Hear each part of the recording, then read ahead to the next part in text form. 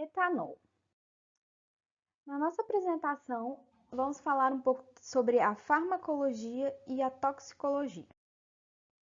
O etanol é um composto orgânico obtido através da fermentação de grãos, da cana-de-açúcar, sumos de frutas, entre outros. Essa é a substância psicoativa mais utilizada em todo o mundo. Quais as vias de exposição?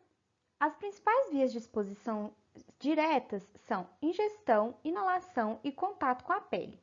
Já as vias de exposição indiretas podem ocorrer durante a gravidez e a amamentação.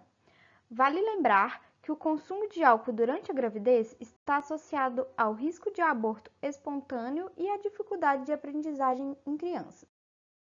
Toxicocinética. O etanol é absorvido ao longo do trato gastrointestinal. Cerca de 20% é absorvido pelo estômago e os outros 80% são absorvidos no intestino delgado e vão para a corrente sanguínea. A distribuição ocorre nos órgãos com elevado fluxo sanguíneo, como cérebro, fígado, pulmões e rins, onde o etanol atinge maiores concentrações. Pergunta: ingerir alimentos antes e durante o consumo do etanol diminui sua taxa de absorção? A absorção também é influenciada pelo rápido esvaziamento gástrico, sendo este um dos potenciais fatores para o rápido aumento da concentração de etanol no sangue. Uma vez que a absorção do etanol ocorre mais rapidamente no intestino delgado do que no estômago, numa situação de esvaziamento gástrico retardado, há uma menor absorção do etanol para a corrente sanguínea e a absorção pode ser retardada quando este é ingerido após refeições. Esta é a principal razão pela qual a ingestão de alimentos, especialmente ricos em gordura, pode diminuir a taxa de absorção e possivelmente do metabolismo pré-sistêmico do etanol, enquanto que a intoxicação ocorre mais rapidamente quando o etanol é consumido de estômago vazio. Distribuição e biodisponibilidade do etanol entre gêneros. Após a ingestão de uma quantidade de etanol equivalente à ingerida por um homem, as mulheres apresentam maiores concentrações de etanol no sangue pelo fato de possuírem um menor volume de distribuição e uma diminuição do álcool desidrogenase gástrica, o que resulta numa diminuição do metabolismo, ocorrendo o aumento da biodisponibilidade do etanol. Metabolismo. O principal órgão responsável pela metabolização do etanol é o fígado, onde ocorrem reações catalisadas por pelo menos dois sistemas enzimáticos, a aldeída desidrogenase e o citocromo P450, que oxidam o etanol, facilitando a sua posterior eliminação no organismo. O etanol pode ser ainda metabolizado em outros órgãos, como os rins e o cérebro. Quando, em pequenas quantidades, o etanol pode ser metabolizado no trato gastrointestinal. A eliminação.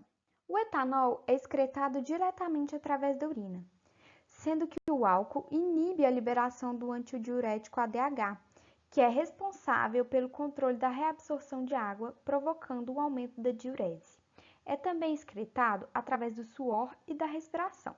No entanto, a metabolização do etanol a acetaldeído no fígado corresponde ao principal mecanismo pelo qual o etanol é maioritariamente eliminado no organismo. Mecanismo de ação. No organismo, o álcool é metabolizado por diversas vias. A via mais comum ocorre no citosol, em duas etapas. A álcool desidrogenase converte o etanol em acetaldeído, o que é um metabólito tóxico, e é convertido em acetato para aldeído desidrogenase, ALDH. Quando o indivíduo ingere grande quantidade de álcool, pode ocorrer a conversão do etanol em acetaldeído através da enzima microsomal CYP2E1. A catalase peroxisomal é uma via metabólica adicional envolvida na oxidação do etanol. A catalase é uma enzima que normalmente catalisa a remoção do peróxido de hidrogênio, mas pode catalisar a oxidação do álcool à acetaldeído. Esta via não é significativa para o fígado, mas parece ser importante no cérebro. De fato, o acetaldeído produzido a partir desta via parece desempenhar um papel na tolerância e no vício do álcool, interferindo na neurotransmissão de catecolaminas. Toxicodinâmica. A ação do etanol no organismo altera a atividade sináptica, comprometendo os receptores ácida, gama-aminobutírico do tipo A, GABA-A, NMDA da glicina e 5-hidroxitriptamina do tipo 3. Ao atuar no receptor da dopamina, causa excitação e dependência, e quando atua nos receptores do GABA, da glicina e do glutamato, provoca sedação e intoxicação. A ação do etanol sobre a neurotransmissão GABAérgica e glutamatérgica é causadora de dependência, quando a ingestão é feita por longos períodos de tempo. O que ocorre no organismo de um indivíduo que não ingere álcool é a diminuição da atividade neuronal quando os receptores do GABA-A são ativados, pois este apresenta um efeito inibitório no sistema nervoso central, acontecendo o oposto quando a ativação do receptor NMDA. Após a ingestão, o etanol vai contrariar a ação desses neurotransmissores, do GABA-A e do glutamato, e por isso vai gerar o aumento da atividade do GABA e a diminuição do NMDA. A dependência do álcool é associada a alterações na transmissão dopaminérgica no circuito mesolímbico cerebral, no sistema opioide do sistema nervoso central, na neurotransmissão glutamatérgica e GABAérgica no sistema serotoninérgico e sistema neuroendócrino. O que acontece? O receptor GABA ele está envolvido na sinalização do GABA e o receptor NMDA está envolvido na sinalização do glutamato. Os receptores GABA e NMDA têm papéis competitivos na excitabilidade e transmissão neuronal. A ativação do receptor GABA leva à diminuição da atividade neuronal, sendo que o oposto ocorre quando há ativação do receptor NMDA. O álcool, quando ingerido, vai ter efeito oposto nesses receptores, isto é, aumenta a atividade do receptor GABA e diminui a do NMDA. Tolerância. A tolerância é definida como uma resposta diminuída ao álcool ao longo da exposição repetida ou prolongada. Depois de beber continuadamente, o consumo de uma quantidade constante de álcool produz um efeito menor ou quantidades crescentes de álcool são necessárias para produzir o mesmo efeito. O fenômeno da tolerância envolve pelo menos 3 mecanismos compensatórios. O primeiro após 1 ou 2 semanas de consumo diário, é possível verificar tolerância metabólica ou farmacocinética, com aumento de 30% da taxa de metabolização hepática do etanol. Esta alteração, ela desaparece quase tão rápido como se desenvolve.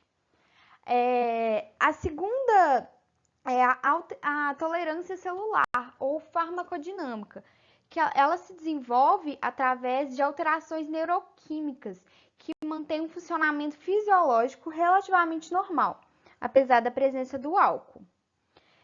E a terceira, que os indivíduos aprendem a adaptar o seu comportamento e por isso conseguem funcionar melhor sobre o efeito do álcool. A abstinência. A síndrome de abstinência alcoólica é um conjunto de sistemas que podem ocorrer depois de uma redução drástica no consumo de álcool após um período de consumo excessivo. O álcool ele é um depressor do sistema nervoso central, que aumenta a liberação do GABA no cérebro. Uma exposição permanente ao álcool resulta numa adaptação do cérebro aos seus efeitos depressores, o que faz com que sejam precisa de doses maiores para exercer os efeitos semelhantes, né? Redução nos níveis do álcool no sangue produzem uma resposta contrária.